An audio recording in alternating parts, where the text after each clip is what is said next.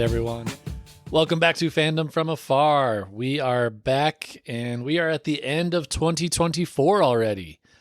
It's been a great year. It's been a frustrating year as a Nuggets fan. We've gone over the ups and downs together. And so while I would love to talk about our wonderful victory over the mighty Detroit Pistons, where we almost blew a 20-point lead in the fourth quarter, we're not going to talk specifics about any single game today. I'm going to try something a little different. I'm going to spell out Happy New Year with my talking points. So each talking point will begin with the letters from Happy New Year. I hope you enjoy. H.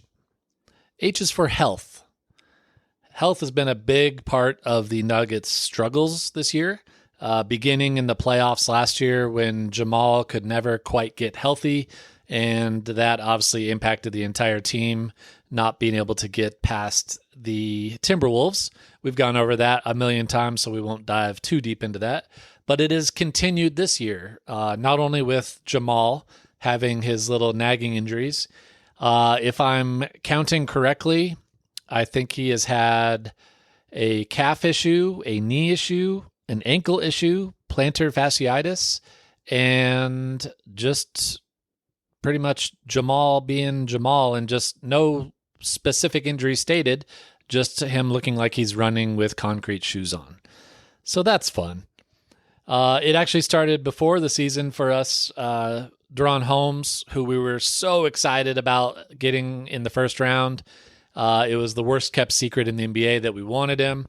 And just looking at what he did in college, he was going to be a key piece to our bench. And obviously he got hurt right away in Summer League and is out for the year. And with the other injuries to Dario Saric and Vlatko Cancar, like all of our big guys off the bench that we were really hoping to get some major contributions from are hurt. And that we're feeling the impact. And I think part of that is Aaron Gordon's had to play a lot more than we were hoping, not only as a backup power forward, but also backup center. And he has been hurt for quite a bit this year as well. Just the wear and tear, I think, is catching up with good old AG. So our big guys have been beat up, hurt, or out for the year pretty much across the board. And the Nuggets did not have a deep team to begin with. We were hoping for all those guys to be big parts of the team and kind of take some of the load off of the starters. And that has just not happened yet. A is for apathy. The Nuggets have had way too many games this year where they just do not look interested in playing. I feel like I've gone over it almost every episode this season about they've had at least one or two games during each stretch between episodes where they just look like they don't want to play together or they don't like playing together. And it's a vicious cycle because Jokic does not have that problem. He will come out and try hard and he's better than everyone, so he can carry us to victory, but he has to carry everything. And so he gets worn out, and then that leads to frustration for him and just a not great vibe around the whole team in general. So it is a vicious cycle, and I hope that the apathy goes away. P is for patience. We have veterans on this team who have won a championship. We still have Coach Malone, who has won a championship. And it's a long season. So I keep trying to remind myself that we do need to be patient. But after a certain amount of time, when is it the right thing to do to run out of patience with this team? Like I said, there's way too many games where they just don't care. There's way too many games where specific players just don't care and it brings down the entire team. Jamal Murray. But when is it right to run out of patience and make a change? So it's a tough balance, obviously, as a fan, because we live and die with every game. And I think the team does a much better job of keeping the even flow and just being patient. But at what time is it right to run out of patience? You may be able to tell, but I think I'm getting close to that point. The other P. P is for Peyton and Christian. Peyton Watson and Christian Braun are two of our key young players. I think the hope was that they would continue to develop and really step into the loss of Bruce Brown and KCP over the last couple of years. And they've each shown flashes. Like, you can see what they could be. They just need to find that consistency of being that player all the time. And of course, that comes with young guys. But although each has shown flashes, during the times when they're not living up to that standard, neither player brings a whole lot to the table. Both are known as defensive first wings, and the defense has really struggled this year. Shooting, Christian Braun started off super hot. We were kind of excited, and we as in the Nuggets community, and I guess I'm speaking for the Nuggets community here, but it was looking like he had really found his spot and his role, and he was nailing 3-pointers. He's getting out on the break. He's really playing amazing. It's kind of fallen off the last couple of weeks, but I think that's to be expected, not only for young players, but for any player. You can't be that amazing for the entire season.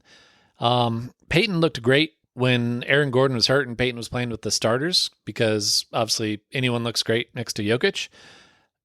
But when he's coming off the bench, it's been hit or miss. And I do love his passion. I think adding Westbrook to the team has really helped Peyton. I think he's loving playing to the crowd with his big blocks and just his kind of explosive dunks that get the crowd going crazy. And I want to see consistency from those two players. I think that would be a huge help for not only the Nuggets starters, but the bench as well. Why? Why is for youth. So kind of a level below Peyton and Christian, we have the group of Julian Strawther, Jalen Pickett, Hunter Tyson, and Deron Holmes. Now, we already spoke about Holmes being hurt. That definitely was a huge blow to the young core and kind of what we were hoping that the young guys would bring. But truthfully, the plan has not worked to have these cheap young guys being big contributors to what was hopefully a championship team. Julian Strawther, I think on offense, he's pretty decent. Like, he has a nice floater. He can hit a three. He can actually drive into the paint a little bit, which is a rarity on the Nuggets.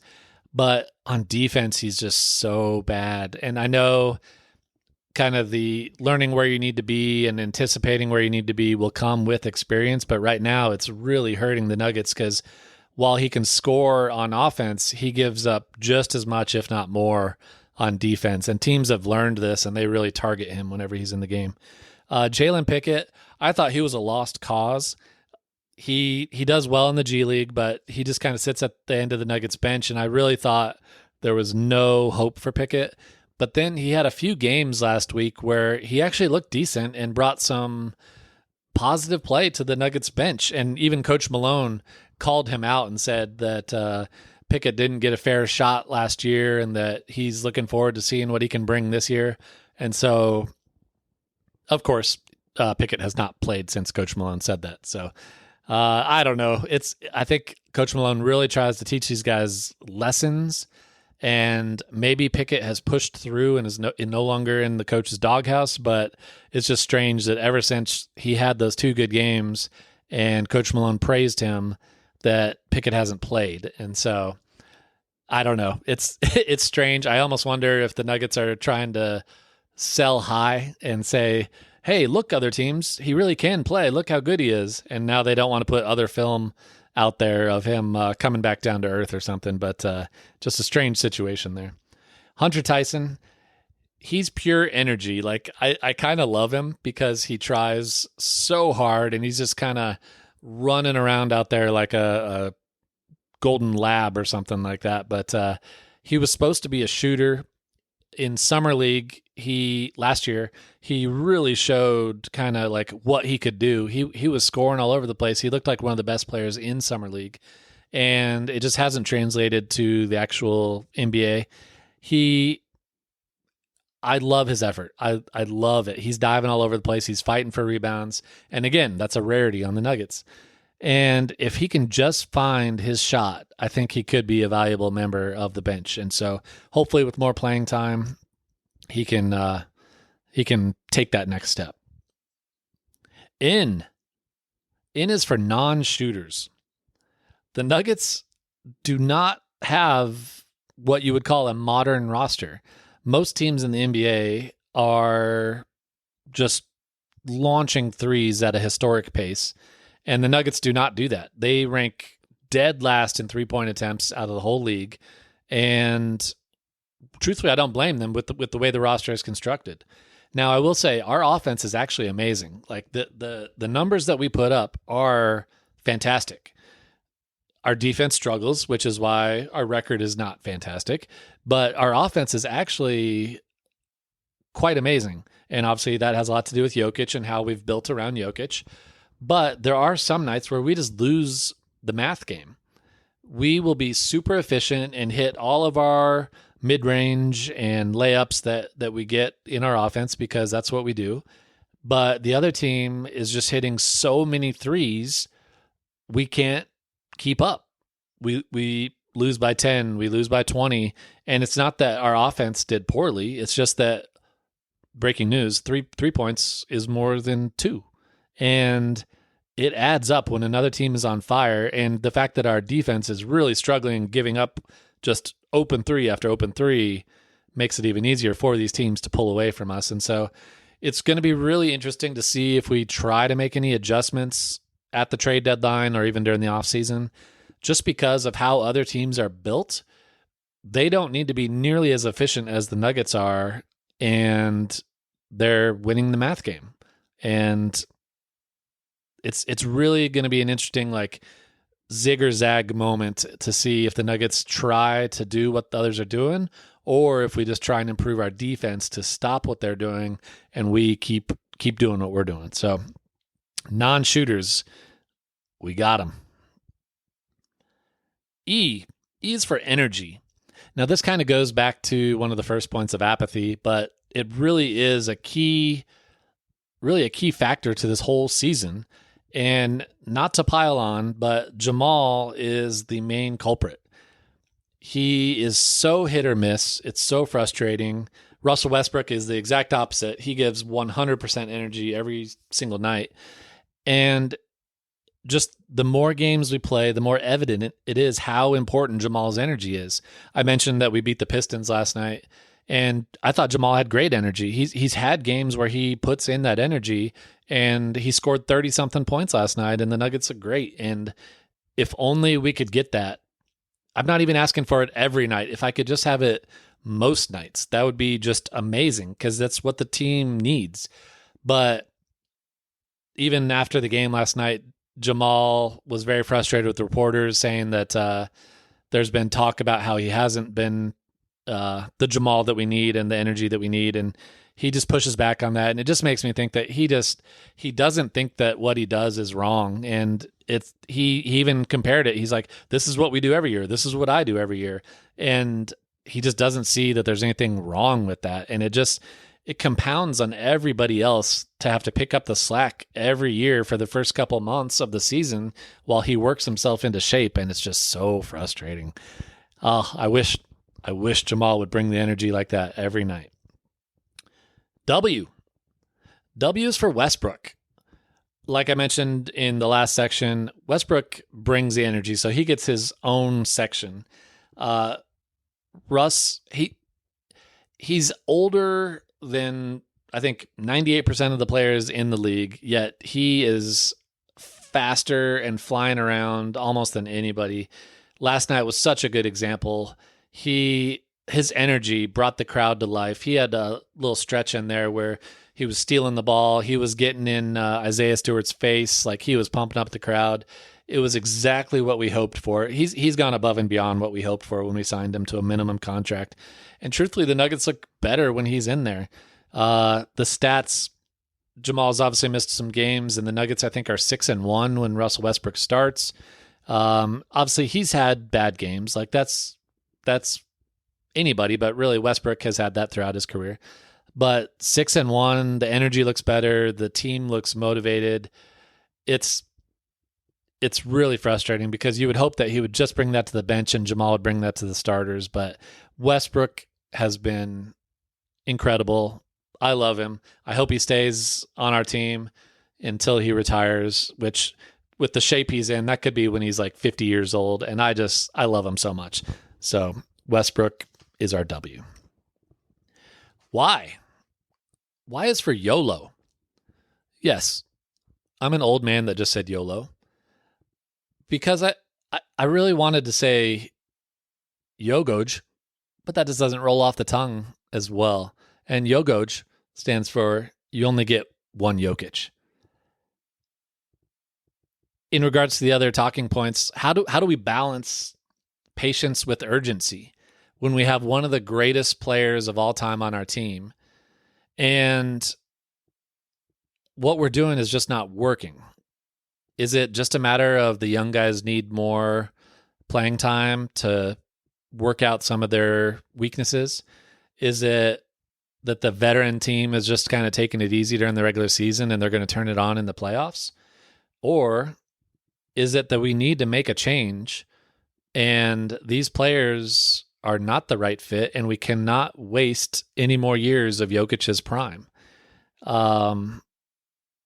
Obviously, it was not his fault, but with Jamal's injury a couple years ago, we lost 2 years of Jokic's prime. I will argue that last year, Jamal handled his health and his conditioning so poorly that was another wasted year. And I'm afraid we're heading down that path again this year. And so at what point do we flip the switch and say, hey, let's try some new players around Jokic so we do not waste another year of Jokic's prime? Jokic. E is for era. Obviously, we are in the Jokic era for the Nuggets, but it's possible that we could be in the Jokic era for the NBA. Now, I would say that we need at least one more, if not 2+ more championships to be considered the Jokic era. He's been considered the best player for many years now, but looking back on it, it's not, you can't call it the Jokic era when he only wins one championship. And so I want the Nuggets to do anything they can, not only to extend the Jokic era, but to really kind of solidify what casual fans or just other fans of other NBA teams consider what this past couple years has been like for the NBA. A is for all players should be on the table. Now, I know I've mentioned that changes probably need to be made. I've mentioned his name about 1 million times this episode, but Jamal is not eligible to be traded. And in past episodes, I've stated many times that I want the Nuggets core 4 to stay together so that they can be remembered as a team. Kind of like the Spurs when they had Duncan, Parker, and Ginobili. I really wanted Jokic, Jamal, AG, and MPJ to be considered kind of a great group of players. But as I mentioned in the earlier section, it might be time to change it up so that we're not just hoping and wishing that Jamal will put in the energy or that Michael Porter Jr. will step up or that Aaron Gordon can stay healthy. Like we might need to do things to go down another path. Just try something new just to see, because I guarantee you anybody you put next to Jokic is going to level up from what they've been on their other teams. And so I don't want MPJ to take the fall for the team this year. There's been a lot of rumors around MPJ, and maybe we'll trade him to Chicago for Zach LaVine. Maybe we'll trade him to Atlanta for kind of a couple different bench players. And while I actually like those trades individually, I almost want to give this team the rest of the season to either prove or disprove the theory that they can win another championship and then make major changes in the offseason, beginning with Jamal. I would love to keep MPJ and see what he looks like with whoever we can get for Jamal and see how we can go from there. But I think all players should be on the table so that we can give Jokic his best shot at winning 1, 2, 3 more championships. And R is for restart. It's almost the new year.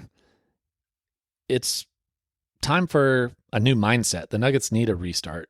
This year, with the playoffs from the previous season and this new season that we've gone through about 20 or 30 games, they just need a restart. It's been exhausting. It's been ups and downs, and they just need a fresh start. And so hopefully 2025 will lead to a new mindset, more energy, and the team will come back together and be that championship team that we loved so much a couple years ago.